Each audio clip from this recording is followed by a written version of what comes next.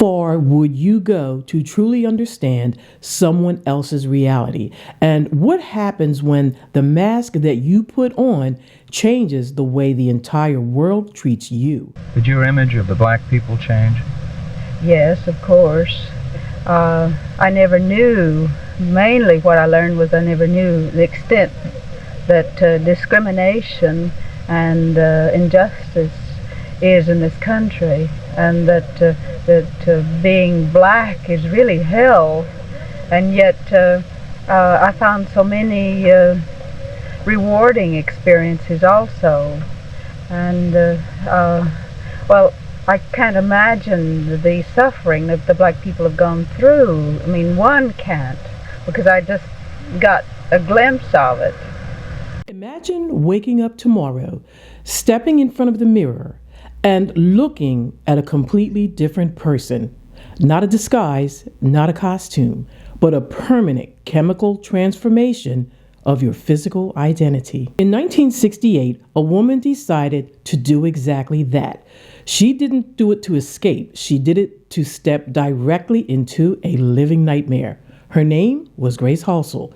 She was a highly respected white native Texas journalist who had reached the absolute peak of her career, serving as a staff writer inside of the Lyndon B. Johnson White House. She had access, privilege, and security, but she left it all behind for a radical, highly controversial experiment using a powerful prescription medication and intense radiation under a sun lamp. She chemically darkened her skin. Her goal? Well, it was to cross the deepest, most dangerous dividing line in American history and live undercover as a black woman in Harlem and the Deep South. The result of her journey was a shocking, long-forgotten text called Soul Sister. Now, when I first read this book about 55 years ago, it absolutely fascinated me. But looking at it today through the lens of our current societal climate, the questions it raises are more urgent, more uncomfortable, and more relevant than ever before. How far would you go to truly understand someone else's reality? And what happens when the mask that you put on changes the way the entire world treats you? Well, today we are taking a walk down memory lane to uncover the bizarre, intense, and deeply psychological story behind a book that shook the country over 55 years ago, and why it still echoes today, or whispering the same to us right now. If you want to understand the hidden mechanisms of human perception, stay tuned, because what Grace found out when the color of her skin changed her forever.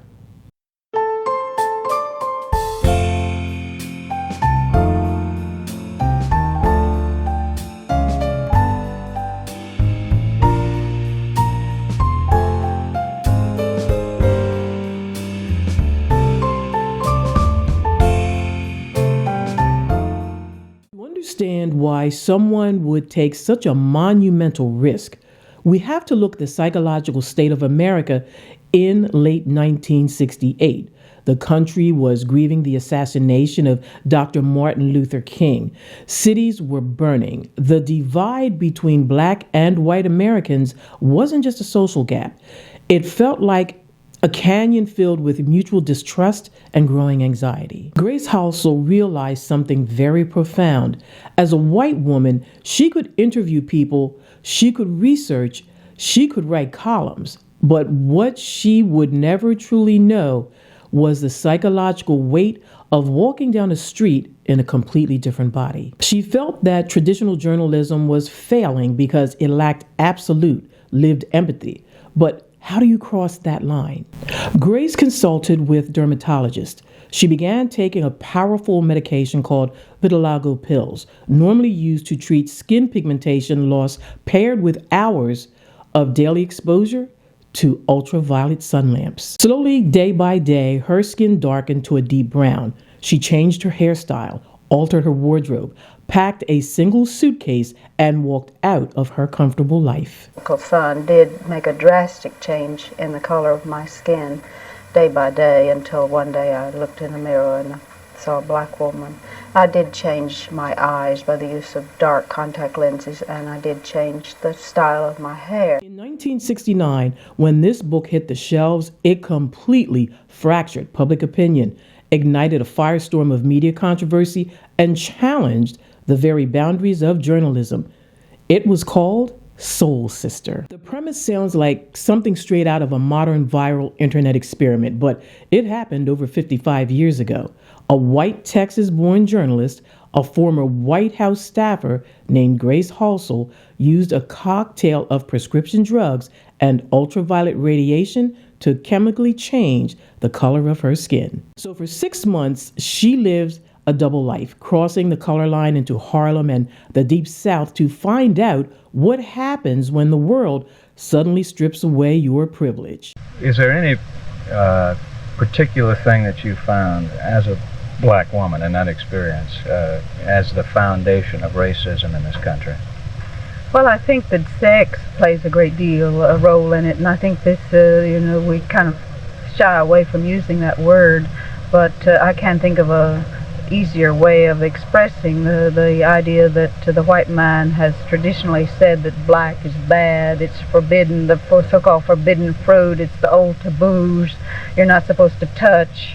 And so having said that, the white man still has a great allure for the black woman, and the whole idea of what is taboo and forbidden fruit is very attractive.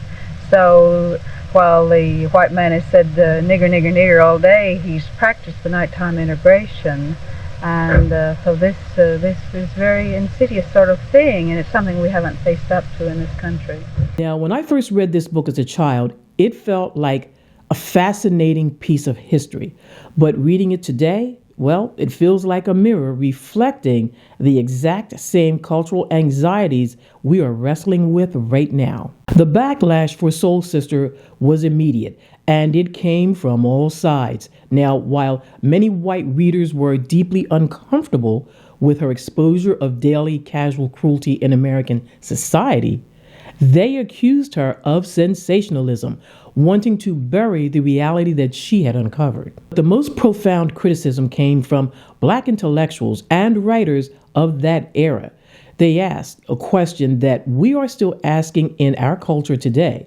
Can a person truly understand a lifetime of systemic struggle just by trying it out as a temporary experiment? Critics argued that Grace had always had an escape hatch. If things got too dangerous, she could simply stop taking the medication, let the sun lamp tan fade, and return to her life of white privilege. Well, they also argued that a true lived experience doesn't have an exit strategy. So this debate completely consumed the talk show circuits of 1969 and 1970. Grace found herself defending not just her journalism, but her motives. How did actually being a black woman affect you personally?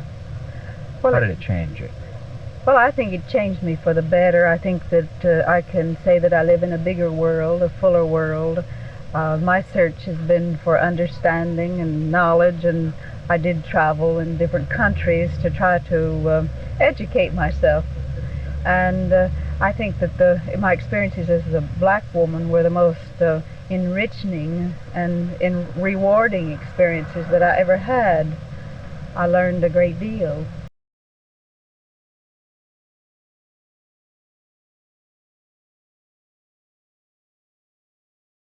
Now, her first stop was Harlem, New York, and this is where the psychological tension of the book truly begins. Grace wasn't just hiding from white society. She was terrified of being exposed by the very community that she wanted to understand. The constant underlying anxiety of being found out lived with her every single hour. But something else happened. A subtle shift in interaction that she never anticipated. In her white life, walking through certain neighborhoods meant receiving nods of respect or polite distance. But in Harlem, as a black woman looking for work, she suddenly experienced what she described as total social invisibility from the white managers that tried to hire her. She took lower wage jobs, lived in small crowded rooms, yet within the black community of Harlem, she experienced a profound protective warmth. People who thought that she was a struggling newcomer shared their food, gave her directions, and looked out for her safety. She was experiencing two entirely different Americas at the exact same time. If Harlem was an exercise in social invisibility, her next destination, Mississippi, was a lesson in raw, unadulterated fear.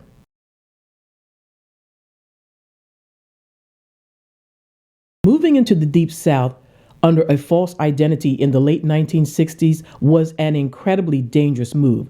This was a landscape governed by rigid, unwritten rules where a single perceived misstep could lead to catastrophic consequences. Grace took a job as a domestic maid for a white family. The psychological contrast here is the most gripping part of Soul Sister. Just weeks earlier, Grace had been a guest at a high society Washington dinner. She was conversing with lawmakers and politicians. Now she was scrubbing floors on her hands and knees and forbidden from making direct eye contact with her employers and expected to enter through the back door. Well, I had several living and working as a black woman in Mississippi that I wrote about in Soul Sister. I wrote about attempting to go to a white church with some young black girls, and 14 and 15, and we walked in and sat down on the front row, and the preacher standing up, and all of the excitement and resentment that this caused, and the people calling the police. And also I wrote about working as a maid in Mississippi and a white man attempting to assault me, and his assuming that I, black woman, was part of his property, which is an idea that dates back to slavery days when the white man in this country did indeed use the black woman and did indeed have many, traditionally, a white family as well as a black family.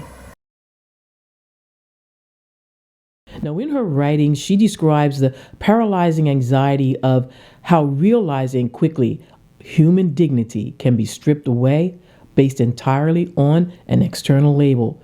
She watched as white society looked right through her, treating her as if she lacked a mind, feelings, or a history. Now, the experiment was no longer just a journalistic assignment.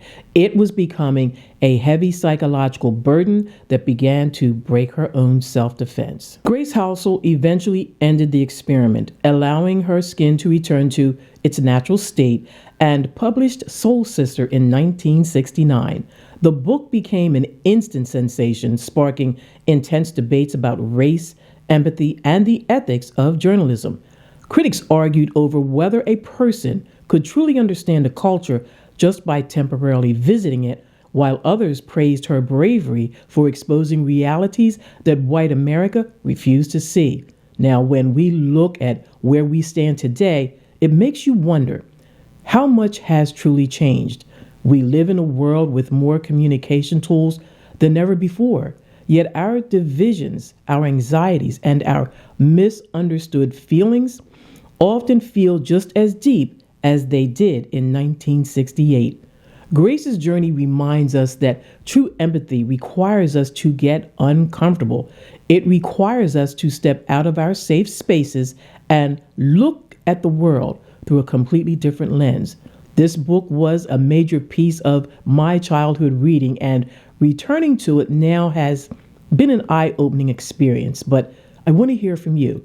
Do you think an experiment like this could or should ever happen today?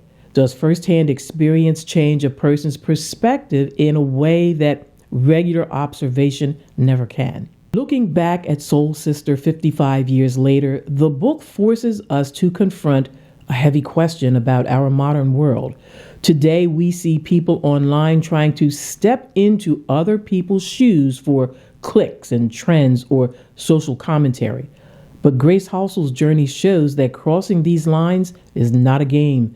It comes with a massive psychological cost, and it opens up debates about authenticity that we still have not resolved. Did Grace's experiment bridge a gap of understanding during a volatile era, or did it prove that some divides can't be understood through a temporary lens?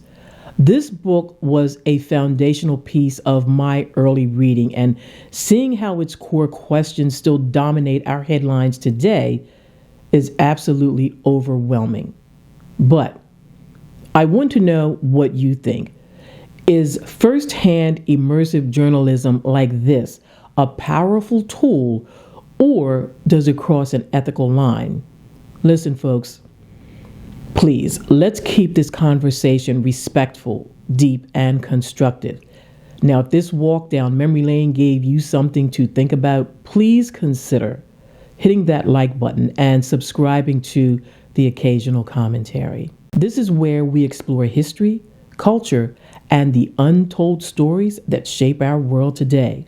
I want to thank you again for watching, and I'm going to see you in the next one.